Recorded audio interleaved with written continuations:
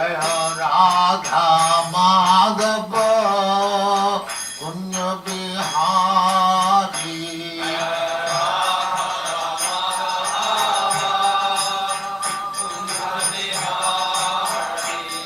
जय राधा माधव कुंज बिहारी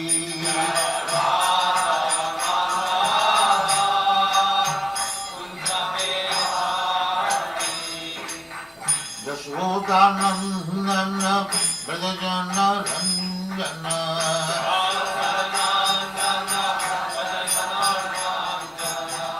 यशोदानंदन ब्रजजन रंजन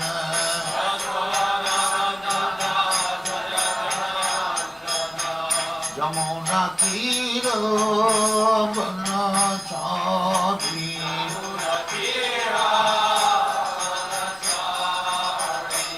यमुना तीर बनचारी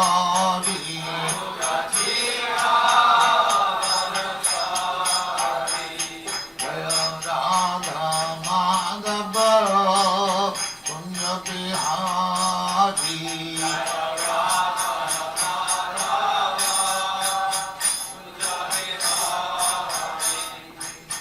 गोपी जन वल्लभ गिरिवरधारी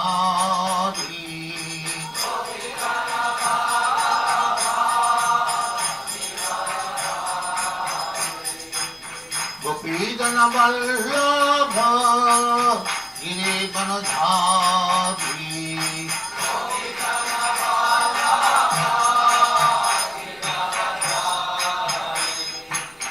यशोदानंदन ब्रजजन रंजन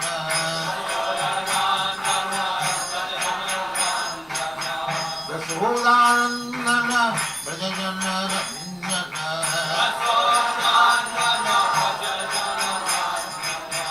यमुना तीर बनचारी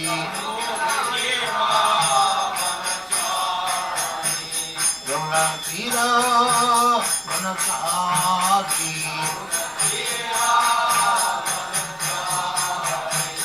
जय राधा माधव कुंज बिहारी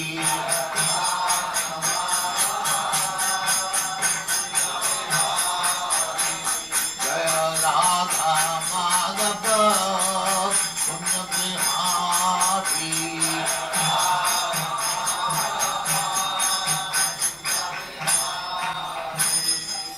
जय परमहंस परिव्राजकाचार्य सरस्वती जय अनंत कोटि वैष्णव की जय रामाचार्य श्री हरिदास ठाकुर की जय प्रेम से कहो श्री कृष्ण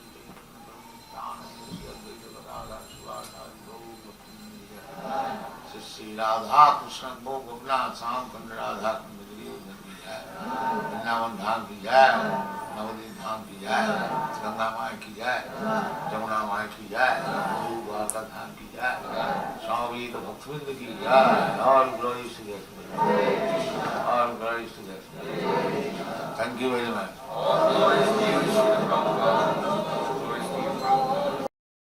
ओम नमो भगवते वासुदेवाय वंदेहं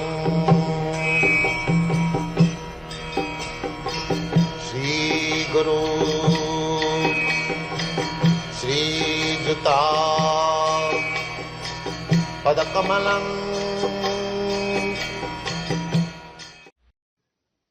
एकदासो बनंग जात वो अजामिल का उपाख्यान अभी हम लोग वर्णन कर रहे हैं। वो अजामिल का विषय पहले ब्राह्मण बालक सब ब्राह्मण का गुण उसमें था।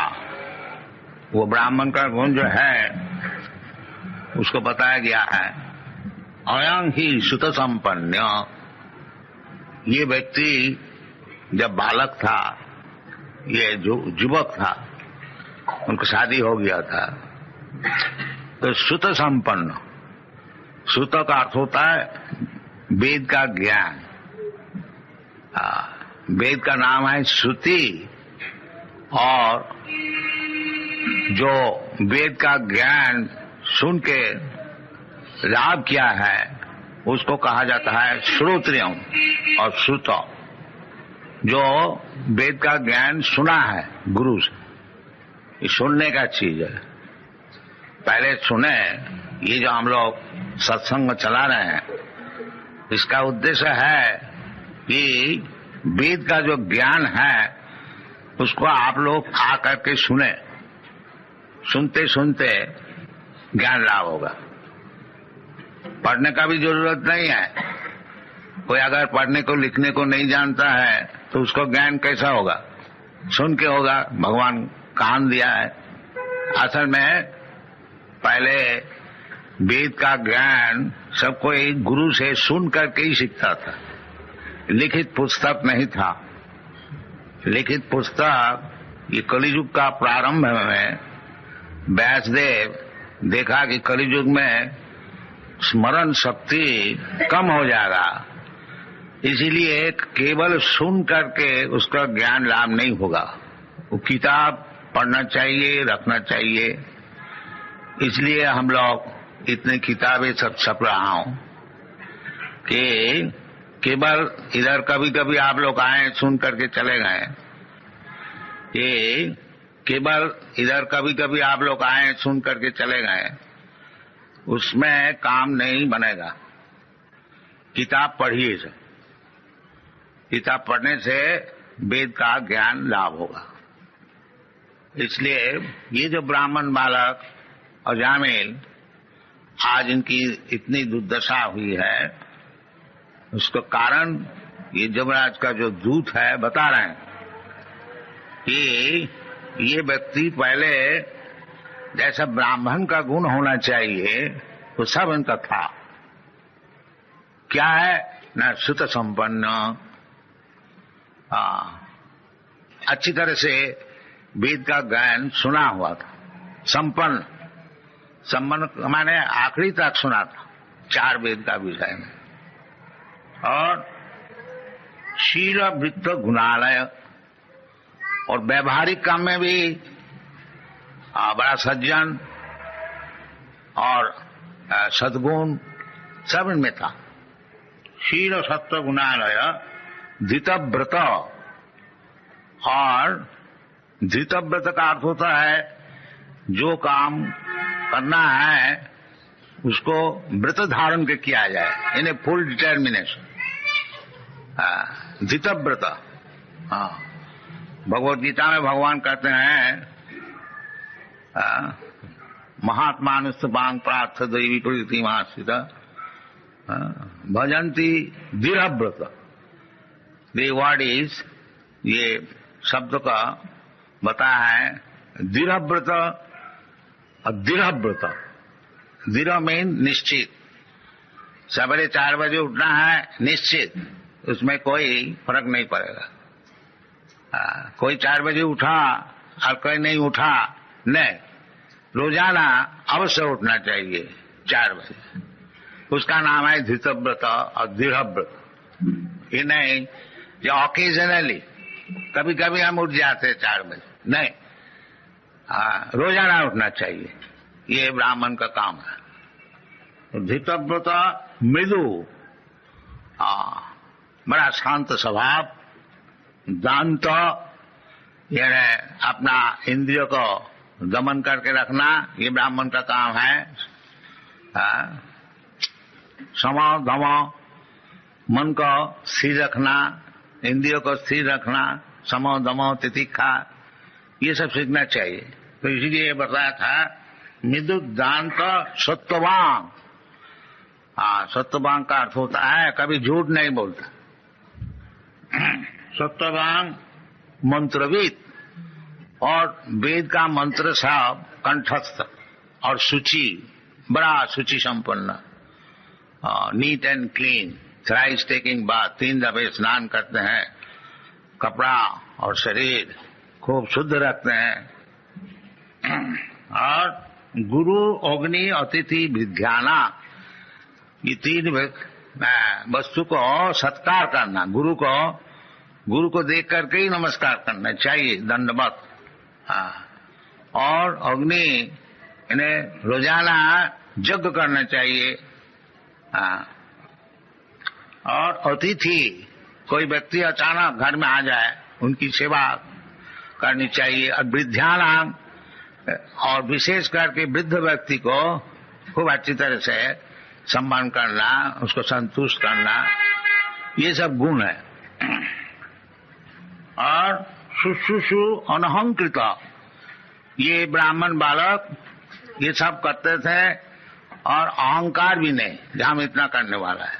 अनहंकृत, सर्वभूत सुहित, और सबके लिए सुहित, यानी उसको अच्छा सोचना, सबके लिए सबका मंगल हो। सर्वे सुखी न भवन्तु, ये सब मनुष्य का सद्गुण है। साधु, और साधु एक एक शब्द का अनेक बहुत बड़ा लंबा चौड़ा अर्थ है, संक्षेप में आपको बता रहा हूं। तो साधु, साधु का अर्थ होता है भगवत भक्त। भगवान जैसे बताया है भगवत गीता में, साधु रेव समन्तव्य। साधु का अर्थ होता है कौन? भजते माम अनन्य भाव, और पीछे सुदुराचार भजते माम अनन्य भाव, साधु रेव समन्तव्य। जो कि भगवत भक्त है, भगवत सेवा छोड़ करके और दूसरा काम उनका नहीं है, उसका नाम है साधु। तो ये साधु शब्द भी आया है। मितवाग, और ज्यादा अनशन बकता नहीं। ये भक्त का उचित है कि केवल भगवान का ही नाम कीर्तन करें। अनशन बकने से खाली परमायु हानि होती है, उसमें कुछ लाभ नहीं है। इसलिए शास्त्र में कहता है वाचांसी वैकुंठ गुणानुवर्णन। यदि आप बात करें, बातचीत करें, तो वैकुंठ जो भगवान है उनका विषय करें। वो सिनेमा एक्ट्रेस का विषय नहीं। श्रवणम कीर्तनम विष्णु। अगर बातचीत करें, श्रवण, किसी का विषय श्रवण करना है तो भगवान विष्णु का विषय श्रवण कीजिए। और किसी का विषय कुछ बोलना है तो वो भगवान का विषय ही बोलिए। श्रवणम कीर्तनम विष्णु, वाचांसी वैकुंठ गुणानुवर्णन, सबई मन कृष्ण पदारविंद। इसका नाम है कृष्ण कॉन्शसनेस, कृष्ण भावनामृत। ये सब समय मन को भगवान का चरण में लगा के रखना। और भगवान खुद बताते हैं मन मना भव मद भक्त मत जाजी मांग नमस्कुरु। तो इसका नाम है जो कृष्ण कॉन्शसनेस। ये चार बात, सब समय भगवान का चिंतन करना। इसलिए हम लोग सबसे अनुरोध करते हैं कि हरे कृष्णा नाम जपा कीजिए तो मन भगवान में लगेगा। हरे कृष्णा कृष्णा नाम तो सुन रहा है ना, तो सुनने से मन जाएगा उधर। ये मेडिटेशन है। हरे कृष्णा कृष्णा कृष्णा हरे हरे, मन मना। और वो करेगा कौन? मद भक्त। मन मना भव मद भक्त। बिना भक्त हुए वो हरे कृष्ण क्यों जपेगा? तो मन मना भव मद भक्त मद ज्याजी, मुझको पूजा करो। इसलिए भगवान खुद आए हैं मंदिर में। खूब अच्छे से सजाओ, भगवान को फूल चढ़ाओ, भगवान को भोग लगाओ, प्रसाद खाओ। ये सब शास्त्र में विधान दिया है। मन मना भव मद भक्तो मद्याजी मांग नमस्कुरु। अगर कुछ नहीं कर सकते हो, एक दफे आकर के नमस्कार करके जाओ।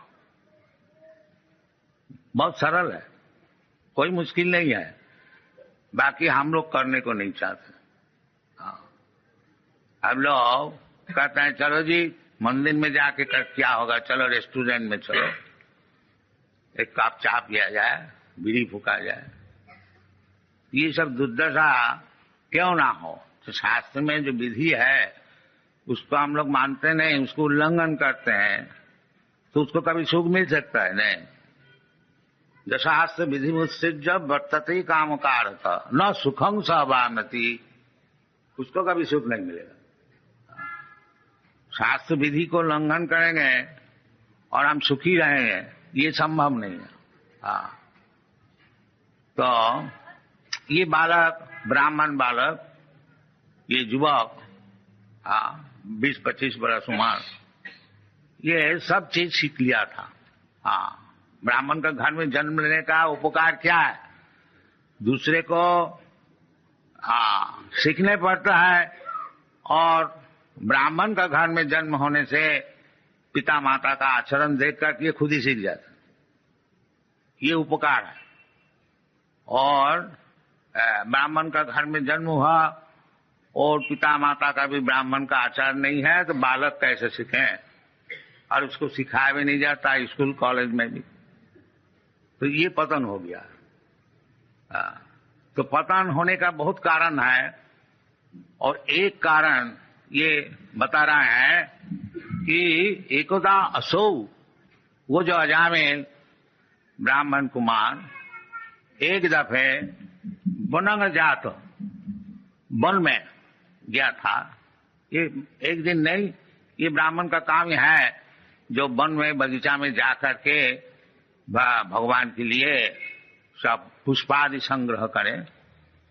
भगवान बोलता है पत्रम पुष्पम फलम तोयम जो मी भक्त्या प्रजच्छति।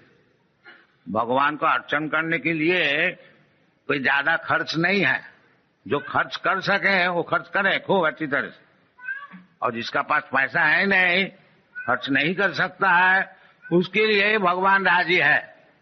जो थोड़ा सा पत्र हमको दो, थोड़ा सा पुष्प हमको दो। भगवान नहीं बोलता है जो हमको ये सोना के थाली में लूची पूरी कचौड़ी लिया कर। भगवान खाने का बहुत है, उनको खाने के लिए कोई अभाव नहीं है। उनको कहते हैं चिंतामणि प्रकर सदमसु कल्प वृक्ष लक्षा वृतेषु सुरभिरभिपालयन्तम लक्ष्मी सहस्र शत संभ्रम से भगवान। भगवान की सेवा करने के लिए शत सहस्र हजारों लक्ष्मी, गॉडेस ऑफ फॉर्चून, सब सेवा करने के लिए तैयार। तो भगवान का कुछ अभाव नहीं है।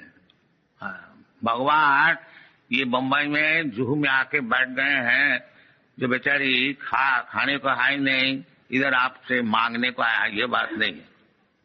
बात यह है कृपा करके आए हैं कि आप लोग मन मना भव मद भक्त मध्याजी मांग नमस्कुरु, ये सुविधाएं आपको देने के लिए आए हैं।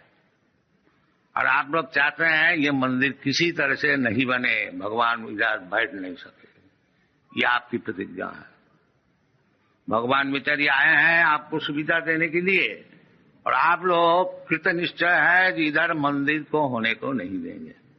जब कीर्तन होए पुलिस में एप्लीकेशन दो, और पुलिस साहब कहें कि कीर्तन इज न्यूसेंस, तो ये परिस्थिति है। इसका नाम है कलियुग।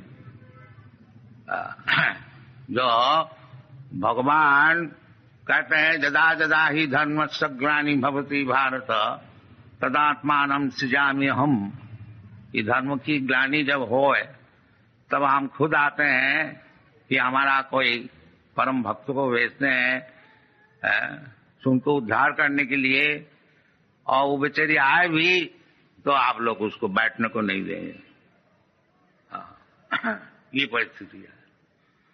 तो ये बालक बालक ब्राह्मण का सब गुण वो सब लाभ किया था, परंतु एक दिन एकदासु बनंग जाता, वो वन में जाने के समय इसलिए वन में जाते हैं ना, पितृ संदेश द्विज। पिताजी घर में बैठ के भगवान की अर्चना कर रहे हैं, और पिताजी आदेश दिया है बेटा ये सब फूल और घास और तृण ये सब ले आओ। ब्राह्मण है, उनका पास ज्यादा तो पैसा है नहीं, बाकी भगवान कहते हैं जो हमको पत्र पुष्प दो, पैसा है नहीं तो क्या हो, पत्र पुष्प तो कहीं भी मिल जाएगा। घर में भी मिल सकता है, घर का बाहर में भी मिल सकता है। ये कोई बात नहीं है जो लुची पूरी हलवा देने से ही भगवान संतुष्ट रहेंगे, नहीं, भगवान कहते हैं पत्रम पुष्पम फलम तो यम जूमी भक्त्या प्रजत्य तद हम अस्नामी, मैं इसको ग्रहण करता हूं, खाता हूं। और भगवान आपका हाथ में एक दफे खा लिया तो फिर आपको क्या अभाव होगी? तब तो आप सबसे बड़ा आदमी हो गया।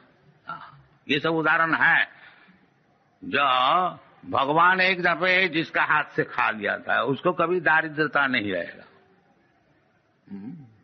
शास्त्र में बताते हैं। आजकल सब कोई हम लोग को पूछते हैं जी भगवत भजन करके क्या होगा, आदमी सब गरीब है और उसको पहले खाने को चाहिए, और हम लोग एडवर्टाइज करते हैं जिसको खाने के लिए कोई संस्थान नहीं है, पहनने का कपड़ा नहीं है और रहने का जगह नहीं है, आइए हमारा पास, हम बम्बई में और अच्छी तरह से मकान बना रहे हैं, सब आइए आइए। बाकी कोई नहीं आता, हमको परदेश से आदमी लाने पड़ता है मंदिर चलाने के लिए। कोई आते नहीं। ये बहुत खेद का बात है, जो भारतीय क्रिश्चियन है उसमें भारतीय कोई आता नहीं। वो मिल में जाता है, इधर नहीं आता। तो हम लोग क्या करें? हम लोग तो खुशामदी कर रहे हैं, आइए इधर रहिए, इधर भगवान का प्रसाद खाइए और कीर्तन कीजिए और सब चीज आपको मिल जाएगा। भगवान खुद कहते हैं तेषाम नित्याभियुक्तानाम योग किमं बहम। What is the first line? अनन्य चिंतयन्तं मांग जीजनापद्युपासते तेषाम नित्याभियुक्तानाम योग क्षेमं बहामि अहम। यदि आप अनन्य चिंतन, केवल भगवान की चिंतन में नियुक्त रहे, अनन्य चिंतन, अनन्य चिंतन जैसा ही कृष्ण कॉन्शियसनेस मूवमेंट जो हम लोग सिखाते हैं, अनन्य चिंतन सब समय 24 आवर्स 24 घंटा केवल भगवान का चिंतन और कोई चिंतन नहीं। जो कुछ काम किया जाए सब भगवान के लिए इधर होता है। एक्चुअली आप लोग सब देखिए, हम लोग ऐसे नहीं है बैठ के रहते हैं सोते हैं, नहीं, हम लोग मंदिर में अर्चन करते हैं, भगवान को सजाते हैं, भगवान को भोग लगाते हैं और भोग लगाने के लिए अच्छी तरह से रसोई करते हैं और रसोई के लिए चीज हम मांग के ले आते हैं और भगवान के लिए किताब लिखते हैं और किताब भी फिर छपाते हैं, प्रेस में जाते हैं, इस तरह से अच्छी तरह से किताब छपा दिया, देखता है, फिर उसको बेचने के लिए कोशिश करते हैं। इसीलिए 24 घंटा हम लोग का एंगेजमेंट है, 24 आवर्स, एक मिनट भी समय नहीं है। इसका नाम है अनन्य चिंतन, और कुछ चिंता नहीं है, केवल भगवान का विषय। जैसा साधारण व्यक्ति उस सब समय अपना घर गृहस्थी का चिंतन करते हैं, किस तरह से अपना गृहस्थी को पालन किया जाए, किस तरह से लड़का बच्चे को शिक्षण दिया जाए, किस तरह से रुपया उपार्जन किया जाए, ये जैसा उनका चिंतन है, हम लोग का भी ऐसी चिंतन है। बाकी भगवान के लिए, भगवान का मंदिर किस तरह से बनेगा, इतना क्यों लड़ाई हम लोग इधर करते हैं। हमारा 108 मंदिर है और एक अगर इधर नहीं हुआ तो 107 तो जरूर रह जाएगा, तो उसमें हमारा कुछ नुकसान नहीं है। बाकी हम लोग सोचते हैं जो ये भगवान का मंदिर, बम्बई इतना बड़ा भारी शहर है, क्यों अच्छी तरह से नहीं बनाया जाए, ये हम लोग कहते हैं। बाकी बाधाएं देते हैं, नहीं तुमको नहीं देगा, तो बाधाएं देने होने दीजिए, बाकी हम लोग चिंतन नहीं छोड़ेंगे। हमारा चिंतन चले, ये हमारा काम है। उसमें सफल होए और नहीं सफल होए वो चिंतन है नहीं। सफल होगा भगवान की इच्छा होगा तो तुम इच्छा होगी तो सफल होगा, और नहीं होगा तो हमारे क्या, भगवान का काम भगवान को करने को नहीं दिया, तो उसमें हमारा कोई नुकसान नहीं है। तो ये इसका नाम है मन मना मम भक्त।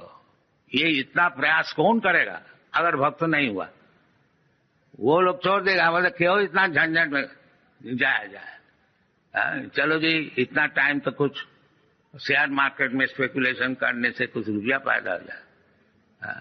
तो ये भक्त ही कर सकता है, मन मना भव मत भक्त, इसलिए भगवान कहते हैं भगवत भक्त। क्योंकि उसका चिंतन सब समय रहेगा।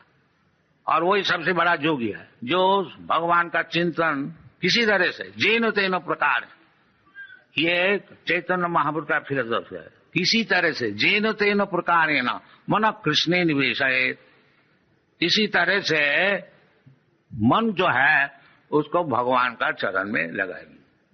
ये कृष्ण कॉन्शसनेस फिलोसॉफी। तो हर किसी का काम इधर है, कोई काम आप दीजिए उसमें कृष्ण सेंटर, इसलिए वो मन मना भवमत भक्त, वो भक्त हो गया और मन सब समय भगवान का चरण में उसको लगा रहा।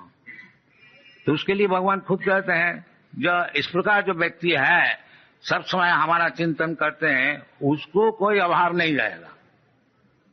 उसका अभाव का विषय है मैं खुद देखूंगा। तेषाम नित्याभियुक्तानाम योगोक्षेमं वहामि अहम, whatever necessities they have got, Krishna will bring personally, here you take it. And actually आप लोग देखिए सब, हमारा 108 मंदिर है सारा दुनिया में, और एक एक मंदिर में 50 से कम नहीं 200, 250, 300 तक है भक्त लोग। और समझ लीजिए कितना भक्त है 108 मंदिर में सारा दुनिया में। लंदन में है, न्यूयॉर्क में है, लंदन में 2 है, एडिनबरा में है, और लॉस एंजलिस में है, बॉस्टन में है, अमेरिका में 40 है, ऑस्ट्रेलिया में है, कनाडा में है, सब जगह में है। हाँ, बाकी कोई भी मंदिर में आप लोग जाइए देखिएगा कुछ अभाव नहीं है। योगोक्षेमं वहामि अहम, ये प्रैक्टिकल है, ये थियोरिटिकल नहीं है जहां हम लोग धोखा देते हैं, बात बताते हैं। आप जाइए मुंबई में भी देखिए कितना परेशान हम लोग हो रहा है, बाकी हमारा सेवा पूजा चल रहा है।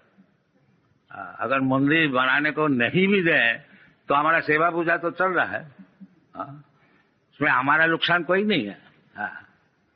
बाकी जो लोग बाधा देते हैं उनको नुकसान होगा, जरूर होगा।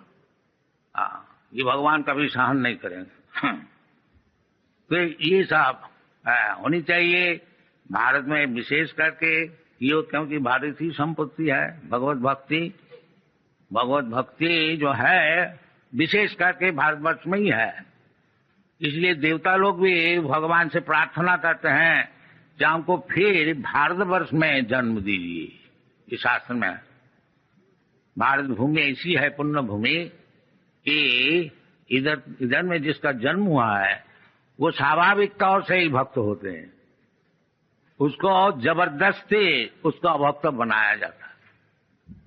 अभी तक जब हम लोग कोई संकीर्तन मूवमेंट किसी शहर में करते हैं, आप लोग देखा होगा मुंबई में हम लोग वो what is that place, cross मैदान में 2 दफे 3 दफे किया था। तो 30,000 40,000 व्यक्ति सब आते थे। कलकत्ता में किया था, उधर भी यही, हैदराबाद में किया था, मद्रास में किया था। तो अभी तक भगवत भक्ति भारतीय लोग भूला नहीं है, उनको जबरदस्ती भुलाया जाता है। तो भूला नहीं, इसको छोड़ना नहीं, फिर मनुष्य जीवन का असफलता हो जाएगा। ये नहीं, मनुष्य जीवन का सफलता चाहते हैं तो ये भगवत भक्ति अवश्य ग्रहण किया जाए। भगवत भक्ति हीन जाति जपस तप क्रिया अप्राणस्य ही देह समन्नन लोकरंजन। भगवत भक्ति जिसका है नहीं, उनको बड़ा जाति और जपस तप अस्थिति तपस्या और क्रियाकांड, ये सब कैसी है? दे अप्राणस्य ही देह समन्नन लोकरंजन। जैसा मुर्दा को सजाया जाता है, मुर्दा को सजाने से मुर्दा का क्या लाभ होता? कुछ नहीं लाभ होता, न किसी का लाभ होता। लोकरंजन, एक लोक रंजन है। देखो जी ये मुर्दा को कैसा सजा के ले जा रहा है, आदमी ताली ठोकेगा देखोगे, पर उसमें लाभ कुछ नहीं है। इसी प्रकार आप खूब बड़ा जाति बन जाइए और बड़ा इंडस्ट्रियलिस्ट बन जाइए, सबको बड़ा बड़ा बन जाइए, और भगवत भक्ति आई नहीं तो वही मुर्दा सजाने के लिए जैसा होता है वो बात। इसलिए भगवत भक्ति नहीं छोड़ना चाहिए। और ये भगवत भक्ति, ये जो अजामिल पिता का निर्देश अनुसार कहते हैं पितरी संदरी सकृत द्विजो, ये ब्राह्मण का लक्षण है कि पिताजी पूजा में बैठे हुए हैं और पिताजी ऑर्डर दिया है, आज्ञा, बेटा थोड़ा फूल फल ले आओ और भगवान को सेवा में लगाएंगे। और द्विज, ये द्विज का काम है।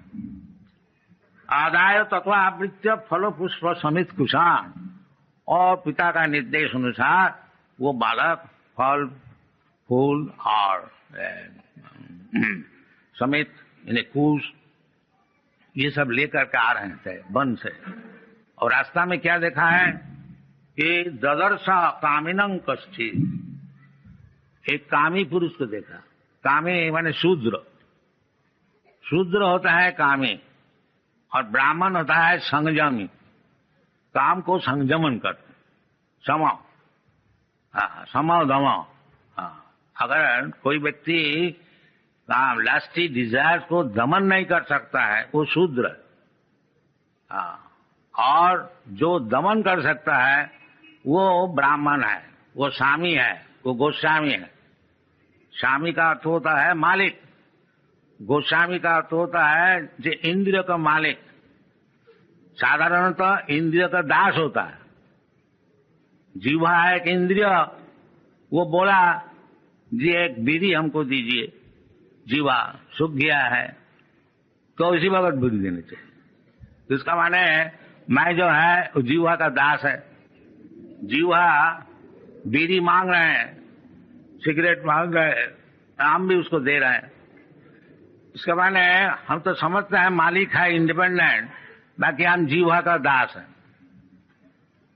और जब अब जीवा का दास नहीं होंगे, जीवा बोलता है हमको बीड़ी दीजिए, आप जब बोलेंगे नहीं बीड़ी दीजिए, तब अब जीवा का दास नहीं, गो का दास नहीं है, गो का स्वामी है, गोस्वामी, उसका नाम है गोस्वामी। जीवा एक इंद्र है, इंद्र का नाम होता है गो, और जब गो का दास हो जाते हैं तो गोदास, और जब गो का स्वामी हो जाते हैं तो गोस्वामी, इसका नाम। गोस्वामी ये नहीं है तो नाम में तो गोस्वामी है और है बीड़ी का दास, ऐसे काम नहीं चलेगा। गोस्वामी का अर्थ होता है जो गो का स्वामी है। स्वामी जो टाइटल दिया जाता है सन्यासी को, इसका मतलब है जो सब इंद्रियों का स्वामी है, इंद्रिय का दास नहीं है। इसी प्रकार कहते हैं आदाय तथा फल पुष्प ददर्श कामिनं कश्चित्, कामिनं लस्टी मैन, दैट मीन शूद्र। एक शूद्र को देखा, कामिनं क्वचित् शूद्रं, शूद्र बता दिया, सह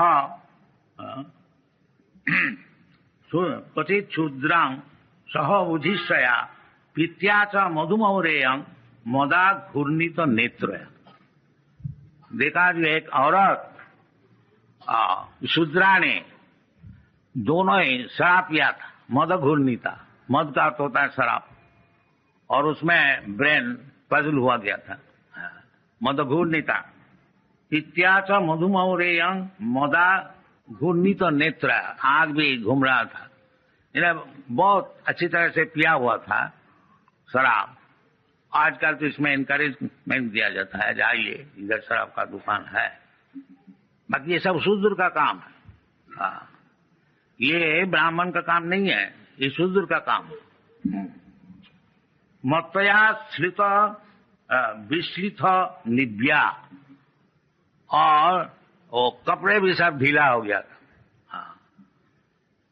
विश्लित निव्या व्यपेतं निरपत्रम, और दोनों मिलकर के वो आलिंगन चुंबन आदि सब कर रहे थे पब्लिक रोड में, निरपत्र, कोई लज्जा नहीं, बिल्कुल लज्जा नहीं, निरपत्र। किरंतम अनुगायंतम, ऐसे सब काम कर रहे थे, और वो सिनेमा का गान भी गाते थे। उस समय सिनेमा शायद नहीं था, तो अनुगायंतम ऐसी कुछ lust invoking songs they were singing हसंतम and laughing and smiling and अनंतिके, बस कोई बाधाएं नहीं। ये एक औरत और एक शूद्र और एक शूद्रानी को देखा। ये ब्राह्मण देखिए इतना क्वालिफाइड है, इतना क्वालिफाइड होते हुए भी सामने में जब देखता है तो उसका मन जरूर विचलित हो जाता है। वो तो बालक है, युवक है, और एक ब्राह्मण बालक एकोदा कभी ऐसा देख करके कितना उनका पतन हुआ था उसको आगे मालूम होगा। और हम लोग रोजाना देखते हैं, अगर रास्ता में नहीं है, रास्ता में भी है, और उसको तस्वीर सिनेमा में भी दिखाया जाता है, तो किस तरह से युवक वो अपना ब्राह्मण धर्म में प्रतिष्ठित रहेगा, असंभव है। एक दफे देख करके अजामिल का कितना पतन हुआ था। वो फिर चोर बन गया, डाकू बन गया, ठग बन गया, और जो कुछ होने का था उसको सब हुआ था। और एक दफे देख करके एक शूद्रानी को आलिंगित देख करके, और हम लोग रोज देख रहे हैं सिनेमा में, तो हमारा कितना पतन हुआ है और होने वाला है वो आप लोग थोड़ा समझ लीजिए। ये कलियुग है, इसलिए ये जो भारतीय कृष्टि वैदिक सभ्यता, इसको साधारण तौर से रक्षा करना बहुत ही मुश्किल है।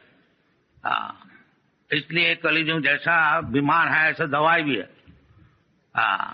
ये शास्त्र में ऐसा बताया है जो कलियुग जो है ये दोष का निधि है, समुद्र है दोष का, इतना दोष है।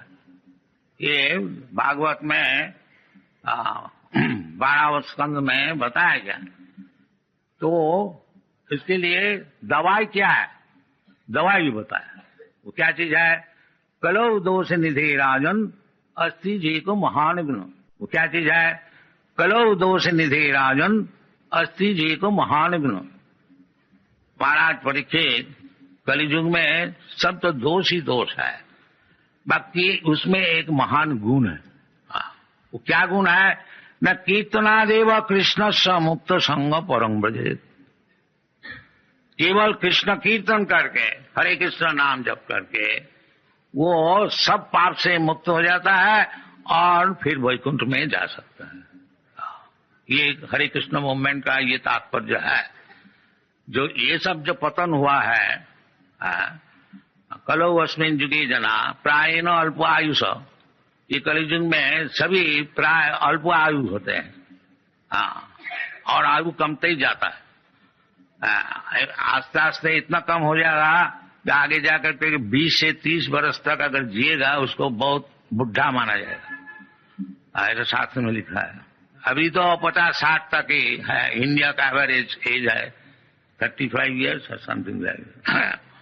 तो प्रायेण अल्प आयुष, ये कलियुग में सब अल्प आयु हो गए। और प्रायेण अल्प आयुष कलो अस्मिन् युगे जना, और पारमार्थिक ज्ञान लाभ करने के लिए, मुक्ति होने के लिए इसको प्रयास नहीं जाएगा। तो इस स्थिति में शास्त्र में इसीलिए बताया है जो हरे नाम हरे नाम हरे नाम एव केवलम कलो नास्तेव नास्तेव नास्तेव गतिरन्यथा।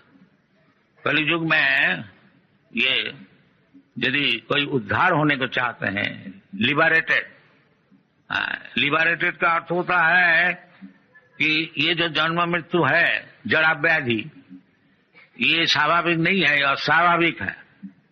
जीव जो है नित्य शाश्वतोयं, ये तो नित्य है, ये मरने वाला नहीं है, शाश्वत। न हन्नते हन्नमाने शरीरे, और ये शरीर जो उपस्थित शरीर है ये नष्ट हो जाने से जीवात्मा नष्ट नहीं होता, उसका और एक शरीर मिलता। तथा देहांतर प्राप्ति। तो यदि मैं और आप सब नित्य है और भगवान भी नित्य है, नित्य नित्यानांग चेतन चेतनानाम, भगवान भी नित्य वस्तु है, चेतन वस्तु है, और हम लोग भी नित्य वस्तु है, चेतन वस्तु। हाँ, तो भगवान चाहते हैं कि तुम जो नित्य वस्तु है, तुम्हारा जन्म मरण नहीं है, तुम जो जन्म मरण माला में फंसे हुए हैं, इससे निकल आओ। इसका नाम है मुक्ति, इसका नाम है मुक्ति। मुक्ति परेशान स्वरूपेण अवस्थिति, मुक्ति हित्या अन्यथा रूपम स्वरूपेण अवस्थिति। ये मुक्ति का विश्लेषण है कि अभी हम लोग स्वरूप भूल गया। स्वरूप हमारा है, हम कभी मरने वाला नहीं है, और अभी हम मरते हैं। एक शरीर पलट के और एक शरीर ग्रहण करते हैं, फिर शरीर 84 लाख योनि है, उसमें घूमते फिरते हैं। ये हमारा बंधन, ये बंधन से मुक्त होने से उसको मुक्ति कहा जाता है। स्वरूपेण अवस्थिति, स्वरूप का अर्थ होता है हम मरने वाला नहीं है। जन्म मृत्यु जरा व्याधि दुख दोषानुदर्शन, इसलिए भगवान कहते तुम सब दुख तो सब हल किया है। ये असल तुम्हारा जो दुख है ये जन्म मृत्यु जरा व्याधि, इसको हल करो। ये जो हमको 10, 20, 50, 100 वर्ष ज्यादा से ज्यादा छोड़ करके फिर मरने पड़ता है, फिर दूसरा शरीर ग्रहण करने पड़ता है, यही हमारा असल दुख है। और इससे जब हम मुक्त हो जाएंगे फिर हमको जन्म नहीं होने वाला है, मरण नहीं होने वाला। जिसका जन्म नहीं होता उसका मरण भी नहीं होता, उसको बार्धक्य भी नहीं होता है। तो जन्म होने से ये सब चीज होगा। तो ये कृष्ण कॉन्शसनेस मूवमेंट है, ये भगवद गीता की शिक्षा है, जो जन्म मृत्यु से आप लोग सब मुक्त हो जाइए। और कैसे ना, केवल कृष्ण को समझिए, बस एक ही काम। जन्म कर्मम चमे दिव्यम जो जानाति तत्व। जो कृष्ण अजोपी सन अव्ययात्मा, भगवान कहते हैं हम अजो होते हुए भी हम देवकी नंदन होते हैं, जसदा नंदन होते हैं। कुछ हमारा कारण है, तो ये कारण को कोई समझे। जन्म कर्म चमे दिव्यम जो जानाति तत्व।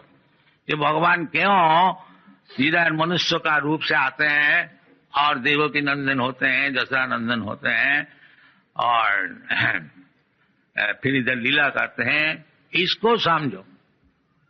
जन्म कर्म दिव्यम, ये है दिव्यम, ये साधारण नहीं है। तो इसको अगर कोई समझ गया, जन्म कर्म में दिव्यम जो जानाति तत्व तात्विक, उसको क्या लाभ होता है? मुक्त हो जाता है। तत्ता देहंग पुनर्जन्म नहीं थी मामी थी कम। उसको फिर ये शरीर छोड़ करके और भौतिक शरीर नहीं मिलता है। फिर किधर जाता? मामे वो हमारे पास चले आते हैं वैकुंठ में। तो उधर जाने से जदगत्याना निवर्तन्ते तद्धामम परमम, जो वैकुंठ में जाने से फिर उसको लौटने नहीं पड़ता है, फिर उसको भौतिक शरीर धारण करने को नहीं पड़ता है, फिर वो निरंतर जीवन और ज्ञानमय जीवन और आनंदमय जीवन, आनंदमय अभ्यासात, तो इसको अर्जन करना चाहिए। ये इसलिए मनुष्य शरीर है।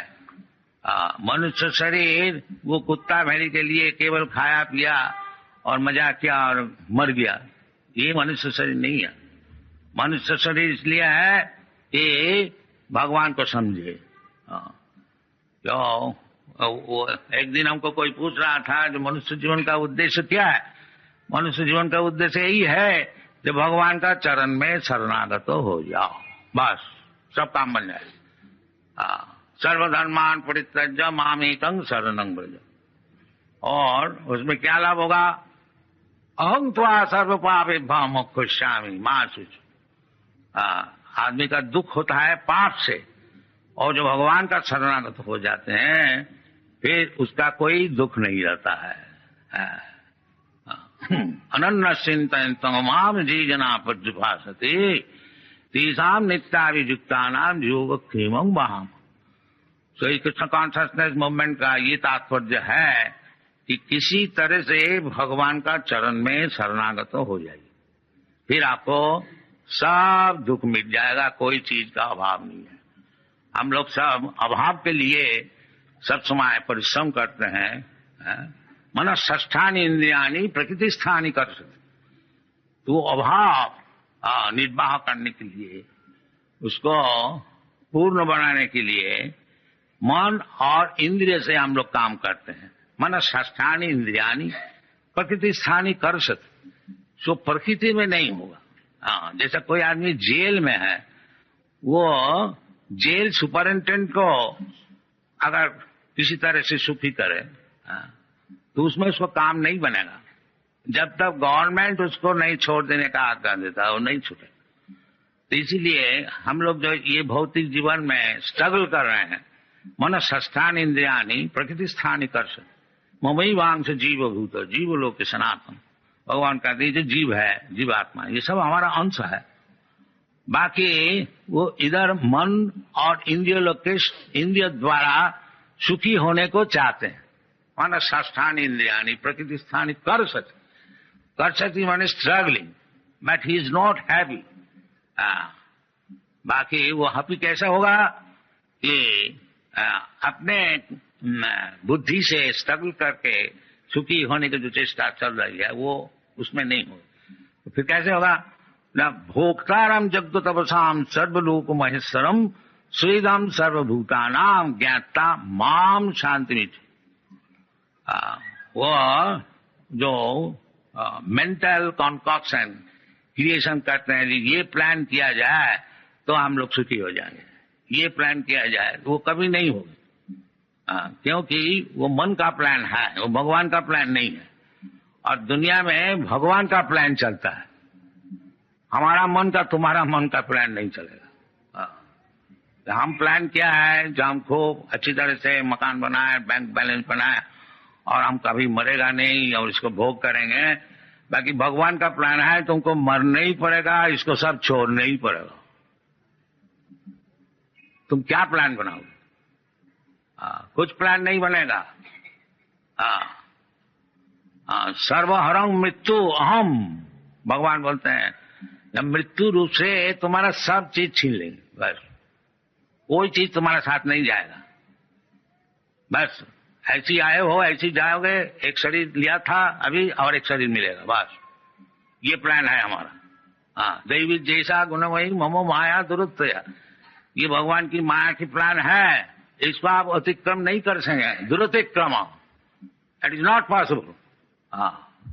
You may try your best struggle but it is not possible. तो मामे वजह प्रबद्धन्ते माया में तांग तरंती थे। जो भगवान का भक्त हो जाते हैं वो फिर नई प्लान बनाते हैं। वो तो भगवान का चरण में अपने को छोड़ देता है। जब भगवान आप ही का प्लान चलता है और अब आपका चरण में मुझको हम समर्पण कर दिया, जो प्लान आपको बनाना है बनाइए। Thank you very much. Hare